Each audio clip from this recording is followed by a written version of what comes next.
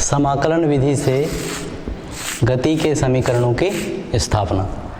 हम समाकलन विधि से गति के समीकरणों की स्थापना करेंगे।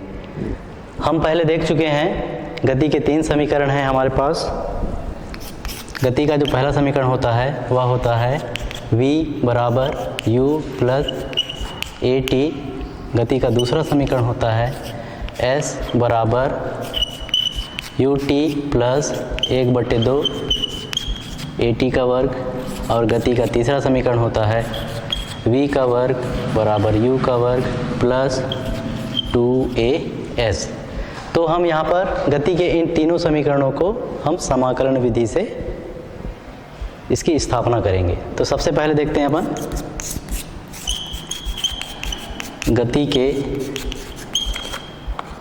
गति के पहले समीकरण की स्थापना।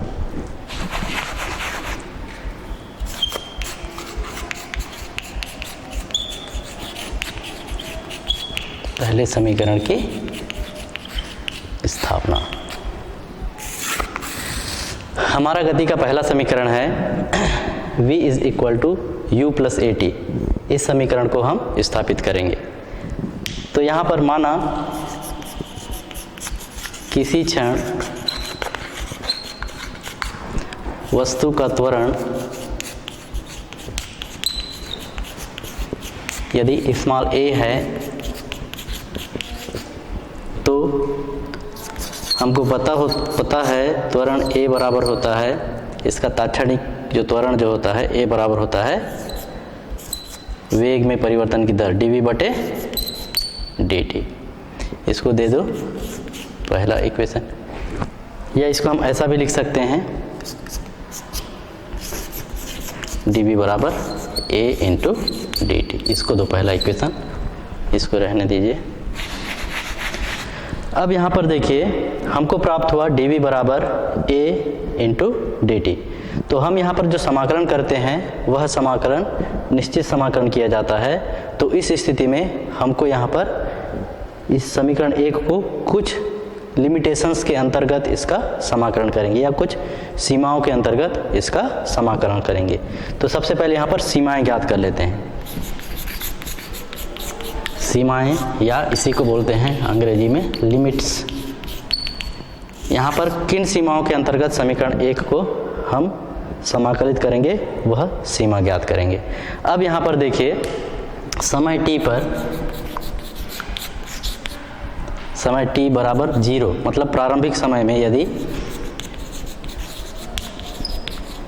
वेग बराबर u, हमको पता है प्रारंभिक समय में जो वेग होता है उसको u से डिनोट करते हैं, तथा t समय में वेग बराबर v होता है। हमको पता है समय t है तो उस स्थिति में वेग u के बराबर, समय t बराबर 0 है तो उस स्थिति में जो वेग होता है वह u के बराबर होता है।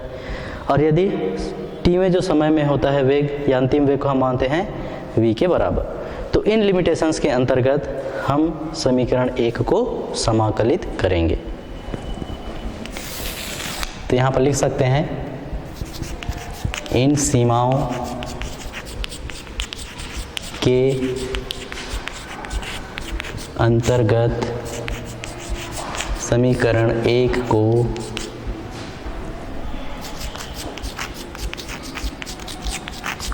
समाकलन करने पर, या समीकरण 1 का समाकलन करने पर। तो समीकरण 1 का समाकलन इन सीमाओं के अंतर्गत करेंगे। तो उस स्थिति में यहाँ पर देखो dv लिखा है, मतलब लेफ्ट हैंड साइड में हम v के सापेक्ष समाकलन करेंगे, और t लिखा है इसका मतलब हम इसको t के सापेक्ष समाकलन करेंगे। तो इधर dv लिखा है तो dv लिखा है तो उस स्थिति में dv लिखा है, उस स्थिति में यहाँ पर v से संबंधित लिमिट्स को लगाएंगे और राइट हैंड साइड में t से संबंधित लिमिट्स को हम यहाँ पर लगाएंगे। तो अब यहाँ पर देखिए इससे संबंधित लिमिट्स लगाएंगे तो यहाँ पर ये हो जाएगा dv मतलब लिमिट्स कैसे होगी, प्रारंभिक जो लिमिट होगा यहाँ पर वेग के लिए प्रारंभिक लिमिट u है और अंतिम लिमिट कितना होगा v है। तो हम यहाँ लिख रहे हैं v के सापेक्ष समाकलन, तो हम इसको कहाँ से कहाँ तक समाकलन करेंगे? प्रारंभिक वेग से अंतिम वेग तक, अर्थात हम इसको u से v तक समाकलित करेंगे। बराबर इधर कितना है? इधर जो समाकलन होगा, इधर देखो यहाँ पर t के सापेक्ष समाकलन हो रहा है, इसलिए यहाँ पर हमारा प्रारंभिक समय 0 है और अंतिम समय t है, तो इधर हम जो समाकलन करेंगे वह 0 से t तक किया जाएगा। तो यहाँ पर 0 है लोअर लिमिट मतलब निम्न सीमा, और अपर लिमिट या उच्च सीमा t है, और राइट हैंड साइड में है a इंटू dt। या यहाँ पर देखिए, यहाँ पर dv के सामने कुछ नहीं, मतलब यहाँ पर 1 है, और हमको पता है 1 का जो समाकलन होता है तो वह जिस भी चर के सापेक्ष हम समाकलन करते हैं उस चर के बराबर होता है। तो यहाँ पर 1 का v के सापेक्ष समाकलन v के बराबर होगा। समाकलन जब हम पढ़ेंगे या पढ़े हैं तो वहाँ पे ये सूत्र बताया जाएगा। तो 1 का समाकलन v के सापेक्ष v के बराबर होता है, और जब समाकलन करने के बाद जब लिमिट्स को अप्लाई करते हैं तो इधर लिखा जाता है बड़े कोष्ठक के इधर नीचे निम्न सीमा को और ऊपर में उच्च सीमा को लिखा जाता है। बराबर अब यहाँ पर देखिए, यहाँ पर समाकलन कैसे होगा? a t का फलन यहाँ पर नहीं है सीधा सीधा, इसलिए a अचर राशि होगा, तो ये अचर राशि इस समाकलन से बाहर आ जाएगा और हमारा समाकलन केवल यहाँ पर 1 बच जाएगा। तो 1 का t के सापेक्ष समाकलन इधर t हो जाएगा, ये 0 और ये t। अब यहाँ पर देखिए, इसके बाद यहाँ पर लिमिट अप्लाई करते हैं। तो लिमिट अप्लाई करते हैं तो कैसे करते हैं? इसका मान अपर लिमिट के बराबर रखेंगे, फिर ऋण चिन्ह, उसके बाद फिर इसी का मान लोअर लिमिट के बराबर रखेंगे, तो ये हो जाता है अपर लिमिट का मान रखेंगे u, v का मान v रखेंगे तो v हो जाएगा, माइनस v का मान अब u रखेंगे, ये लिमिट अप्लाई हो गया। सिमिलरली इधर a है, t का मान पहले अपर लिमिट को रखा जाता है तो t का मान t रखेंगे, माइनस t का मान अब 0 रखेंगे।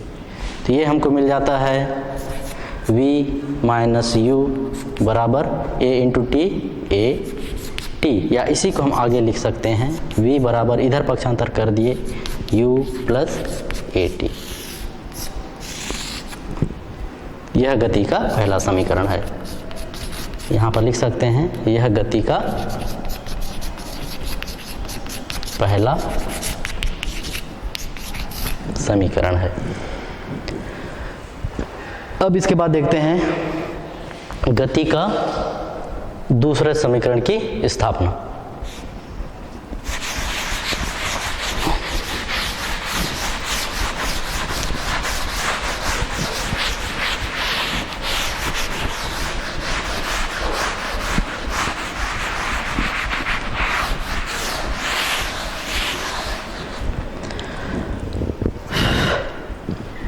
गति के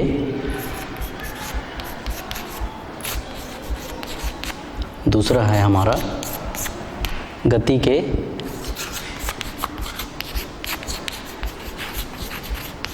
दूसरे समीकरण की स्थापना। गति का दूसरा समीकरण क्या होता है?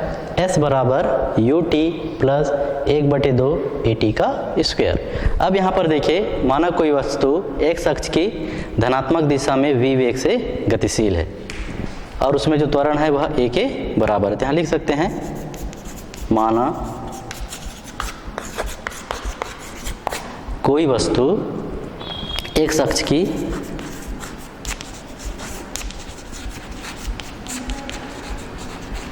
धनात्मक दिशा में v वेग से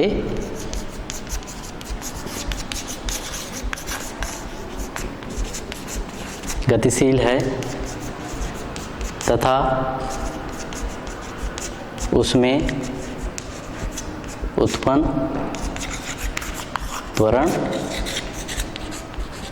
स्मॉल a है। तो उस स्थिति में हमको पता है v बराबर होता है dx बटे dt।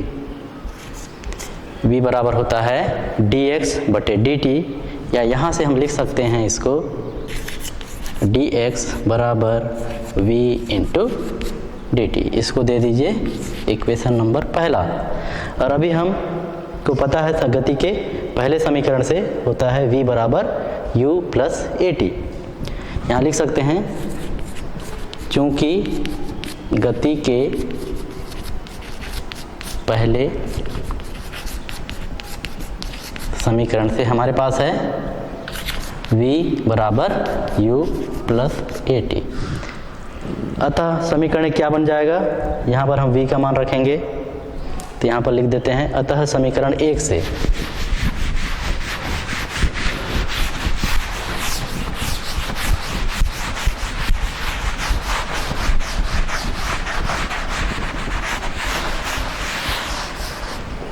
यहाँ पर देखिए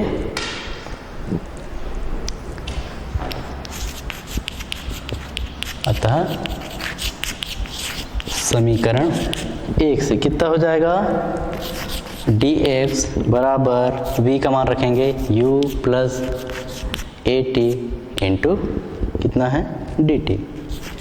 या इसी को हम आगे लिख सकते हैं dx बराबर u into dt plus a into t into dt।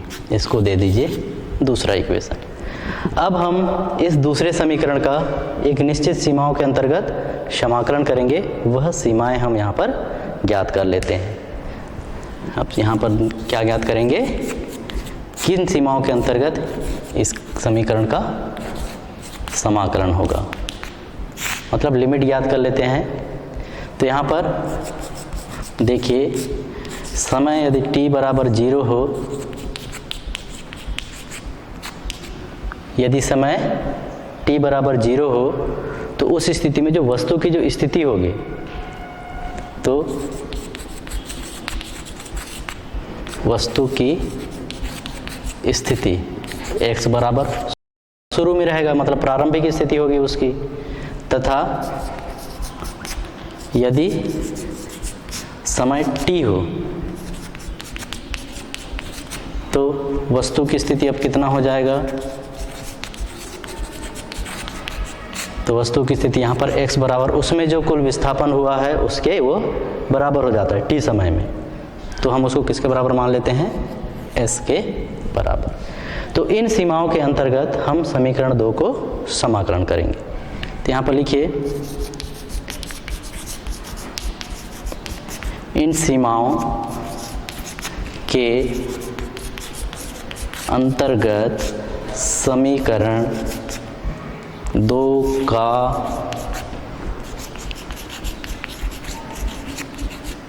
समाकलन करने पर ये कितना हो जाएगा, समीकरण 2 का समाकलन करेंगे तो इधर देखिए यहाँ पर x के सापेक्ष समाकलन करना है, इसलिए यहाँ पर x से संबंधित लिमिट लगाएंगे। तो x से संबंधित मतलब स्थिति से संबंधित लिमिट कितना होगा, उसका लोअर मान है x बराबर 0, अपर मान कितना है x बराबर s, मतलब निम्न सीमा 0 है, उच्च सीमा s है, इसलिए हम इधर 0 से लेकर के s तक इसका समाकलन करेंगे। और कितना है इधर, ये dx के बराबर है। राइट हैंड साइड में देखिए पहला पद देखिए u इंटू dt, मतलब यहाँ पर t के सापेक्ष समाकलन करना है, तो t के सापेक्ष समाकलन करना है, इसलिए यहाँ पर t से संबंधित जो लिमिट्स है, t से संबंधित लिमिट कितना है, जो निम्न सीमा है वह t बराबर 0 है और जो उच्च सीमा है वह t के बराबर है। तो यहाँ पर जो लिमिट लगेगा वह लगेगा 0 से t into u into dt plus इधर यहाँ पर भी t के सापेक्ष समाकलन हो रहा है, इसलिए a t इंटू dt। ये कितना हो जाएगा, इधर भी t के सापेक्ष हो रहा है, इसलिए 0 से t तक। अब इसके बाद इसका समाकलन हम यहाँ पर देखते हैं।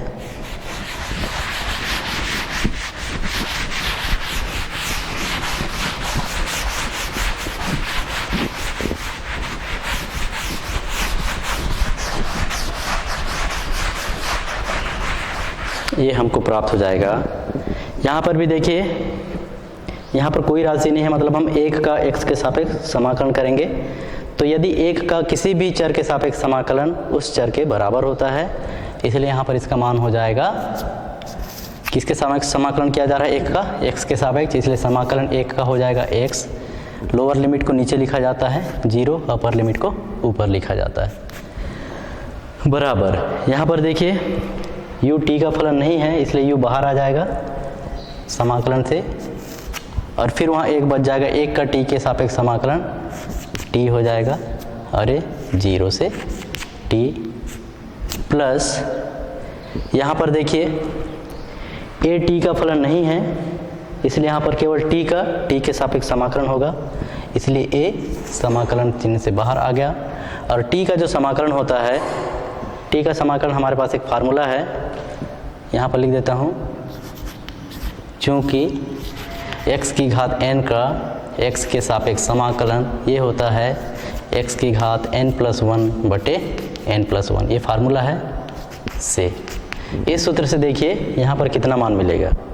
यहाँ पर t के सापेक्ष समाकलन हो रहा है और t का घात है 1, यहाँ t के सापेक्ष समाकलन t की घात है यहाँ पर n के स्थान पर 1, तो 1 रहेगा तो t के ऊपर 1 धन 1 मतलब 2, t की घात 2 बटे 1 धन 1 बटे 2, मतलब यहाँ पर हो जाएगा t का वर्ग बटे 2। लिमिट्स कितने हैं? 0 और t। इसके बाद मान रख दीजिए। लेफ्ट हैंड साइड में कितना हो जाएगा? पहले x का मान s रखेंगे, s माइनस x का मान अब 0 रखेंगे, तो s माइनस 0 बराबर u इंटू, यहाँ पर भी लिमिट अप्लाई करो, t का मान t रखेंगे माइनस t का मान 0 रखे, फिर प्लस a इंटू, पहले t का मान t रखेंगे तो हो जाएगा t का वर्ग बटे 2, ऋण चिन्ह, अब t का मान कितना रखेंगे? 0 का वर्ग 0 बटे 2। इस प्रकार से लिमिट अप्लाई हो गया, या इसी को हम आगे लिख सकते हैं s माइनस 0 बराबर s बराबर t माइनस 0 बचेगा t u into T U T plus यहाँ पर ये 0 हो जाएगा और ए टी का वर्ग बटे 2, या इसी को हम लिखते हैं 1 बटे 2 ए टी का वर्ग। अब यहाँ पर देखिए ये हमको मिल गया s बराबर, इसको नेक्स्ट इक्वेशन दे सकते हैं तीसरा। अब हमको यहाँ पर मिल गया s बराबर यू टी प्लस 1 बटे 2 ए टी का वर्ग। तो इस प्रकार से यह गति का दूसरा समीकरण है। क्या नीचे लिख सकते हैं? यह गति का दूसरा समीकरण है। तो इस प्रकार से हम गति के पहले समीकरण और गति के दूसरे समीकरण को समाकलन विधि से उसकी स्थापना की। अब इसके बाद हम देखते हैं गति के तीसरे समीकरण की समाकलन विधि से हम कैसे स्थापना करेंगे। तो इसको इधर देखिए,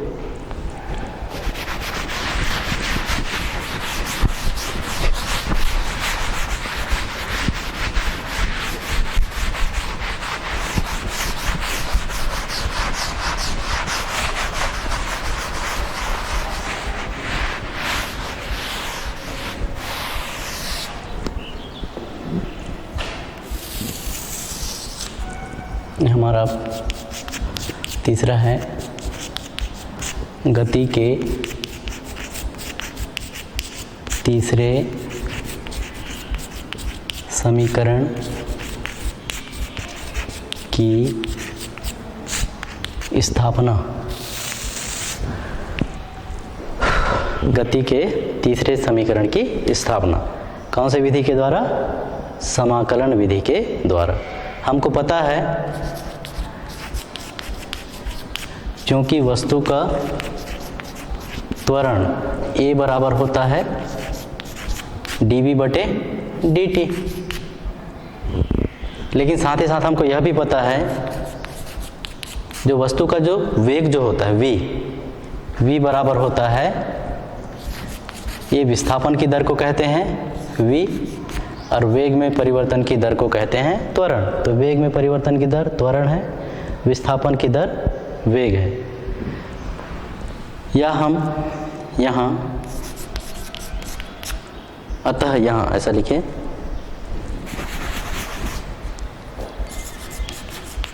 अतः यहाँ a बराबर dv बटे dt है, उसको इस प्रकार से भी लिखा जा सकता है dv बटे dx इंटू dx बटे dt। तो उस स्थिति में क्या हो जाएगा, dx से dx कैंसिल होता है, dv बटे dt। तो इसके तुल्य हम इसको मानते हैं।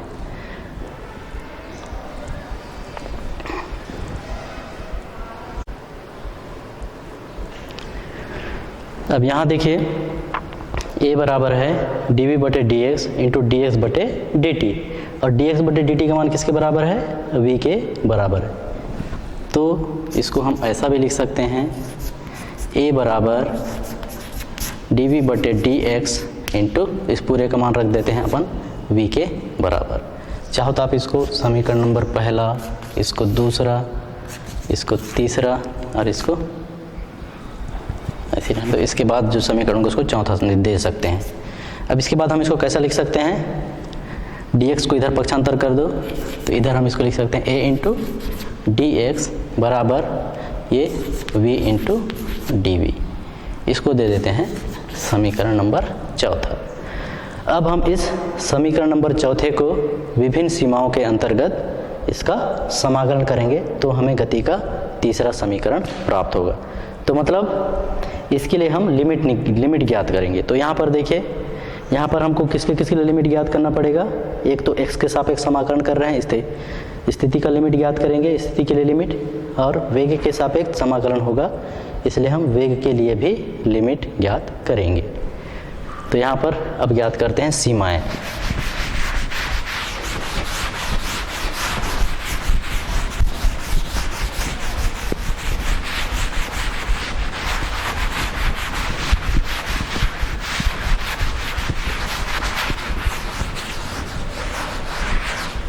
तो यहाँ पर लिखिए, ज्ञात कीजिए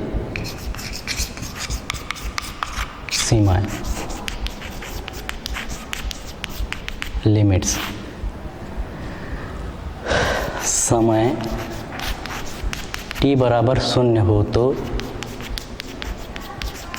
समय t बराबर 0 हो तो उस स्थिति में जो वेग जो होता है, वेग बराबर u होता है प्रारंभिक समय, तथा स्थिति x बराबर 0 होता है, तथा यदि समय t हो तो t समय में वेग को हम कितना लेते हैं, अंतिम वेग के बराबर v, तथा जो स्थिति जो होता है x, ये उसमें जो कुल विस्थापन होता है उसके बराबर होता है। मतलब x किसके बराबर हो गया, s के बराबर। तो इन लिमिट्स के अंतर्गत हम समीकरण 4 का समाकलन करेंगे। तो नीचे लिख सकते हैं, इन सीमाओं के अंतर्गत समीकरण 4 का समाकलन करने पर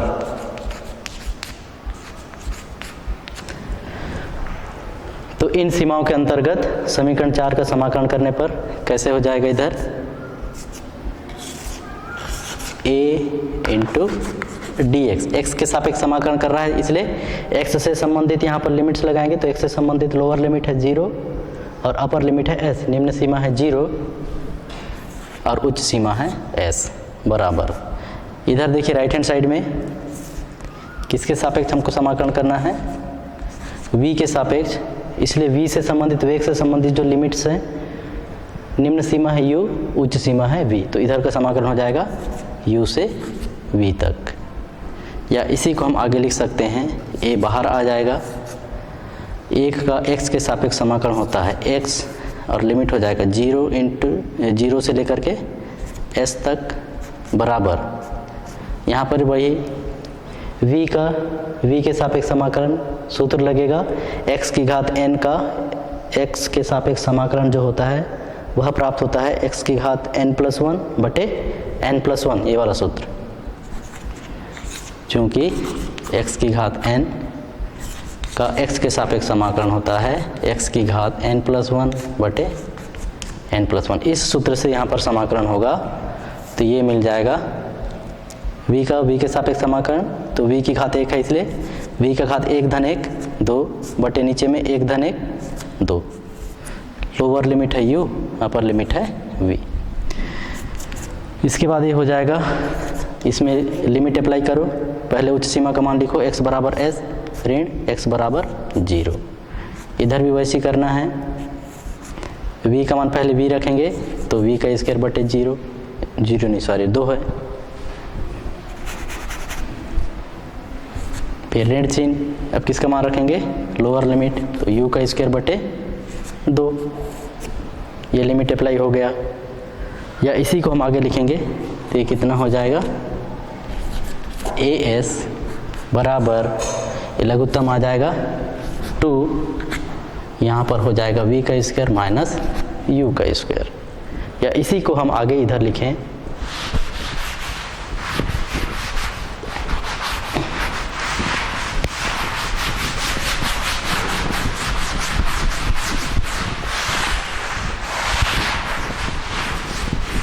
इसी को आगे इधर लिखें तो इधर हमको प्राप्त हो जाता है, क्या प्राप्त हो जाएगा, 2 का क्रॉस मल्टीप्लिकेशन हो जाएगा as के साथ, तो ये मिल जाएगा 2as, ये प्राप्त हो जाएगा 2as बराबर v का स्क्वायर माइनस u का स्क्वायर।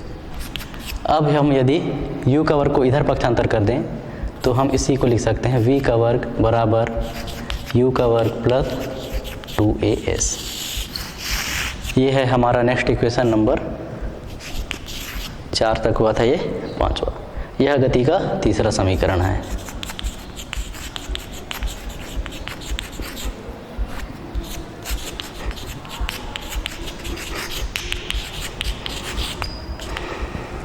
इस प्रकार हमने यहाँ पर समाकलन विधि से गति के तीनों समीकरण ज्ञात किए। इसके बाद हम यहाँ पर देखते हैं गति के समीकरणों में कुछ विशेष स्थितियाँ होती हैं, उसके बारे में।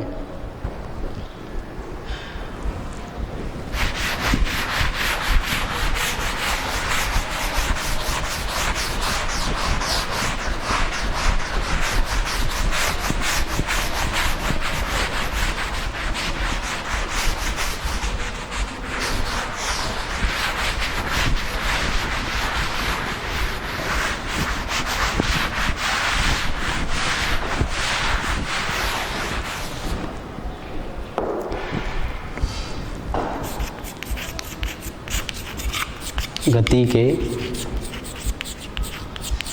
समीकरणों से संबंधित कुछ विशेष स्थितियाँ।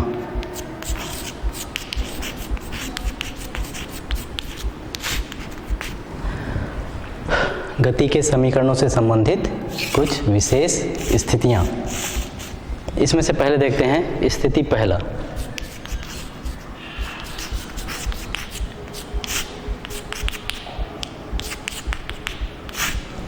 स्थिति पहला देखिए, यदि वस्तु में त्वरण के स्थान पर मंदन हो तो गति के तीनों समीकरणों का स्वरूप कैसा होगा। तो यहाँ लिखो स्थिति पहला, यदि त्वरण के स्थान पर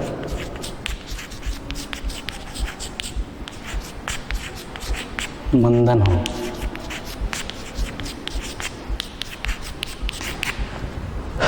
तो यदि त्वरण के स्थान पर मंदन होगा तो उस स्थिति में a बराबर, a के स्थान पर हम ऋणात्मक त्वरण लिखेंगे। तो मंदन होगा तो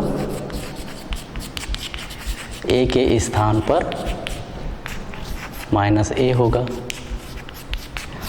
मंदन का मतलब क्या होता है, वस्तु के वेग में जो परिवर्तन हो रहा है वह परिवर्तन किस प्रकार का हो रहा है, वस्तु के वेग में जब कमी होता है तो उस स्थिति में वहाँ पर जो त्वरण उत्पन्न होता है उसे मंदन कहते हैं। और हमने जो गति के जो तीनों समीकरण जो देखे, वहाँ पर जो वेग में परिवर्तन हो रहा था वह धनात्मक था, तो उसके आधार पर हमने गति के 3 समीकरण दिए थे। तो यदि त्वरण के स्थान पर मंदन होगा तो उस स्थिति में गति के तीनों समीकरणों को कैसे लिखेंगे। पहला समीकरण हो जाएगा v बराबर u प्लस at होता था तो प्लस के स्थान पर माइनस a होगा तो माइनस at। ये समीकरण मिलेगा गति का पहला समीकरण। गति का दूसरा समीकरण क्या मिल जाएगा, s बराबर U T plus 1/2 A T का वर्ग होता था, तो यहाँ पर माइनस 1/2 ए टी का वर्ग मिलेगा। उसी प्रकार से तीसरा इक्वेशन था गति का, v का वर्ग बराबर u का वर्ग प्लस 2as होता था, तो यहाँ पर माइनस 2as होगा। तो इस प्रकार से ये गति के 3 समीकरण होंगे जब वहाँ पर त्वरण के स्थान पर क्या हो रहा है, मंदन हो रहा है। तो उस स्थिति में गति के समीकरण को ऐसा लिखेंगे, धनात्मक के स्थान पर सभी जगह ऋणात्मक चिन्ह होगा। इसके बाद स्थिति दूसरा,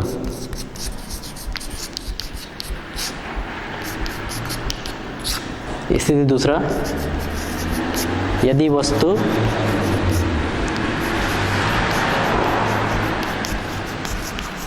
विरामावस्था से चलना प्रारंभ करे,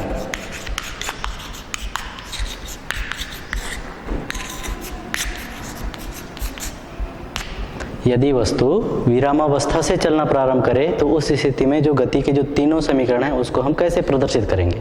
तो इस स्थिति में क्या होगा, विरामावस्था है मतलब u का मान प्रारंभिक वेग कैसा होगा, 0। अतः क्या हो जाएगा, पहले समीकरण को कैसा लिखेंगे, हमारे पास पहला समीकरण है गति का v = u + a2 था, तो यहाँ पर कितना हो जाएगा, v बराबर u का मान 0 हो गया, तो हमको v बराबर at मिलेगा।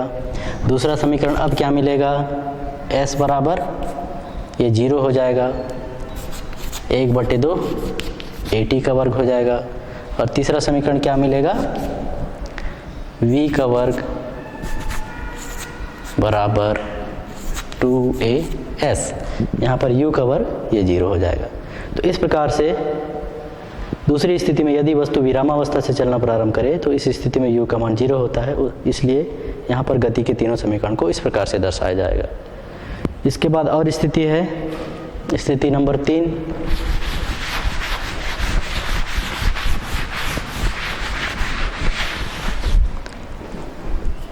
स्थिति तीसरा,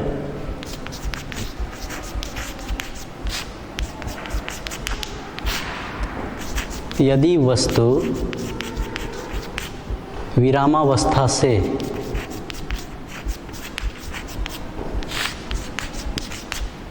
गुरुत्व के अधीन, विरामावस्था से गुरुत्व,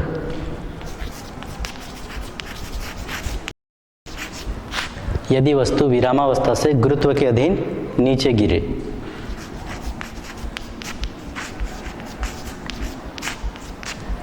तो इस स्थिति में क्या होगा, वस्तु विरामावस्था में है, अतः यहाँ विरामावस्था में है इसलिए u बराबर 0 होगा, और ऊपर से नीचे की ओर गिर रहा है इसलिए a का मान गुरुत्व के अधीन गिर रहा है, तो ये जो त्वरण है वह गुरुत्वीय त्वरण के बराबर होगा। ठीक है, तो यहाँ पर देखिए हमको क्या समीकरण मिल जाएगा, गति का पहला समीकरण कितना प्राप्त हो जाएगा, ये मिल जाएगा हमको v बराबर gt, u का मान 0 और a का मान रखे स्मॉल j। गति का दूसरा समीकरण कितना मिल जाएगा, s बराबर 1/2 g t का वर्ग मिल जाएगा। गति का तीसरा समीकरण कितना मिलेगा, v का वर्ग बराबर u का वर्ग तो 0 हो जाएगा, 2as है वहाँ पे, a के स्थान पर g और as ये मिलेगा। तो इस स्थिति नंबर तीसरे में जब वस्तु विरामावस्था से गुरुत्व के अधीन नीचे गिरता है तो उस स्थिति में पहला समीकरण हो जाएगा v बराबर gt, दूसरा समीकरण हो जाएगा s बराबर 1/2 gt का वर्ग, और v वर्ग जो तीसरा समीकरण हो जाएगा v वर्ग बराबर 2gs। इसके बाद एक और स्थिति है, स्थिति चौथा, यदि हम वस्तु को पृथ्वी की सतह से ऊपर की ओर फेंकें, यदि वस्तु को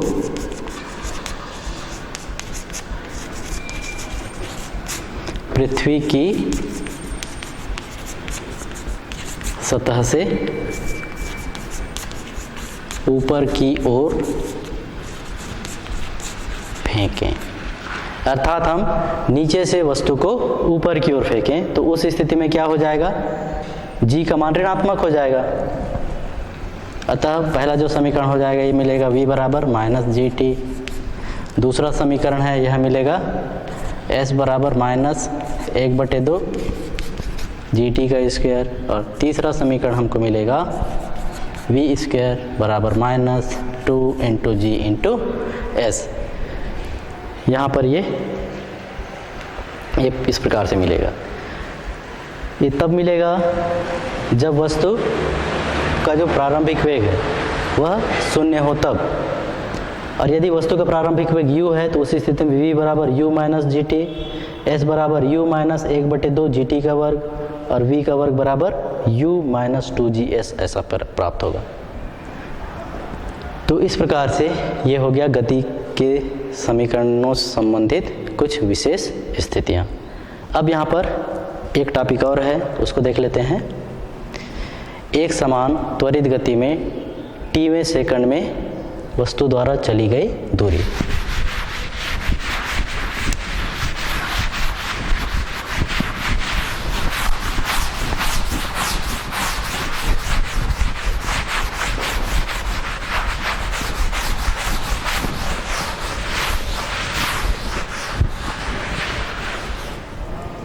हमारा अगला हेडिंग है एक समान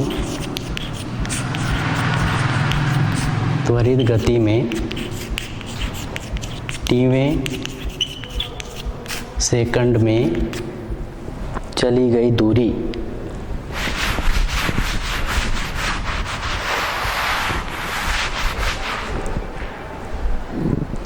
एक समान त्वरित गति में t वें सेकंड में चली गई दूरी। इसका मान हम ज्ञात करते हैं। एक समान त्वरित गति में t वें सेकंड में चली गई दूरी। तो माना वस्तु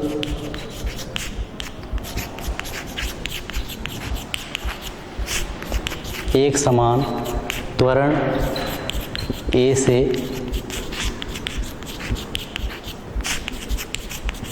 गतिमान है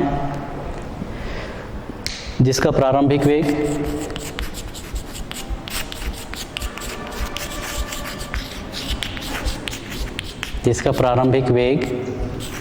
u है तथा t समय पश्चात वेग v हो जाता है। यहाँ पर एक समान त्वरित गति में t वें सेकंड के लिए जो चली गई दूरी है उसका व्यंजक ज्ञात करने के लिए हमने माना कि कोई वस्तु है जो कि एक समान त्वरण a से गतिमान है और उसका प्रारंभिक वेग u के बराबर है तथा t समय पश्चात जो उसका वेग है v हो जाता है। तो उस स्थिति में हमको पता है गति का जो दूसरा जो समीकरण जो होता है उससे यहाँ पर जो कुल विस्थापन जो होता है उसका मान होता है s बराबर ut प्लस 1/2 at का स्क्वायर। अब गति के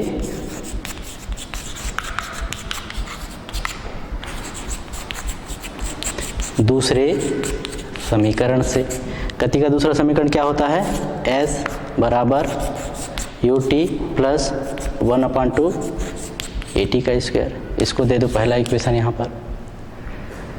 तो s बराबर होता है ut प्लस 1/2 at का स्क्वायर। ये गति का दूसरा समीकरण है। अब यदि वस्तु द्वारा ये कौन से सेकंड में चली गई दूरी है, t समय में चली गई दूरी है।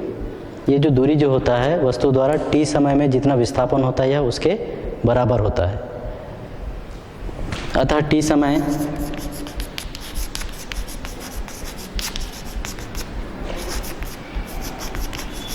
वस्तु द्वारा तय की गई दूरी, ये कितना होगा, st बराबर यही हो जाएगा u into T plus 1/2 AT का स्क्वायर। इसको तीसरा समीकरण दो, तथा अब इससे जस्ट पहले t-1वें समय में, t-1 समय में चली गई दूरी, तो यह तय की गई दूरी, ये कितना मिलेगा हमको, s t-1 बराबर, यहाँ पर सब t का मान t-1 रखेंगे, u t-1 plus 1/2 a t-1 का स्क्वायर। ये हमारा तीसरा समीकरण होगा। ये है आपका दूसरा समीकरण। इस प्रकार वस्तु द्वारा t सेकंड में चली गई जो दूरी होगी वह कितनी हो जाएगी, st में हम t-1 को घटा देंगे, st-1 को घटा देंगे।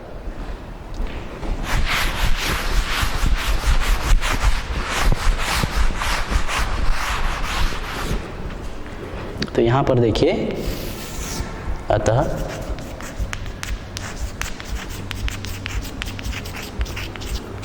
t सेकंड में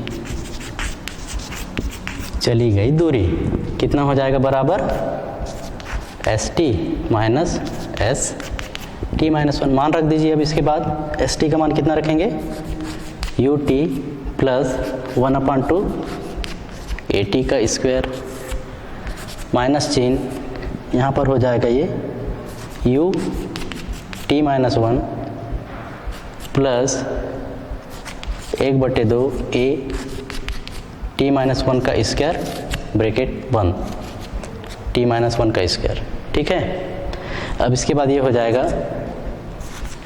ut प्लस 1/2 AT का स्क्वायर माइनस ब्रैकेट के अंदर ब्रैकेट खोल दीजिए, तो ये हो जाएगा ut माइनस u, फिर प्लस यहाँ पर भी ब्रैकेट ओपन कर देते हैं एक ही साथ, तो यहाँ पर हो जाएगा 1/2 a, ये हो जाएगा t का वर्ग प्लस 1/2 a, ये हो जाएगा t-1 का जो होल स्क्वायर होगा t का वर्ग प्लस 1 माइनस 2t, तो ये फिर माइनस हो जाएगा 2t, तो 2 से 2 कैंसिल हो जाएगा, ये मिल जाएगा AT।